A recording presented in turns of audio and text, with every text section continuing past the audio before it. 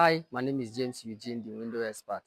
Okay, on this video, a lot of people have been asking me how do I measure Ghana sliding, how do I get the panel of Ghana sliding door, the panel of Ghana sliding door. Okay, so I'm going to show you how to do the 3 panel, and I will also show you how to do the 2 panel. So the frame we have here, as you can see, is frame for 3 panel Ghana sliding door. As you can see, the first rail, the second rail, and the third rail. Okay.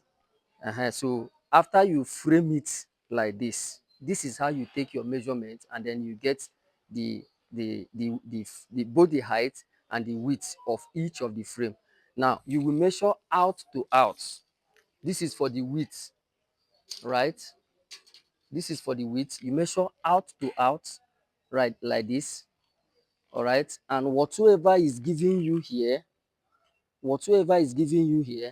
plus 65, you will plus it 65, right? And then divided by 3. You are going to get the first panel, second panel, and the third panel. When you measure the width out to out plus 65 divided by 3, you will get the first panel, second panel, and then third panel. Now, how do you get the height, the measurement of the height? Follow me. Now, this is the height, as you can see. Then you put your tape here and measure here. So whatsoever it gives you, as you can see it here right now, whatsoever it gives you minus 65. Do you get?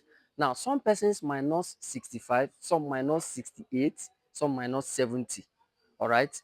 Now, but the reason for this is that when you know that where you are going to install the door, that there is every possibility that the panel will press.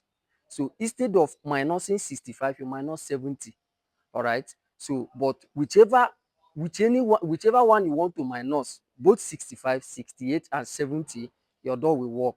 But the only challenge is that when you minus 65, if the door by any chance press, you won't be able to put your panel at the end of the day. So it is more better to minus either 68 or 70.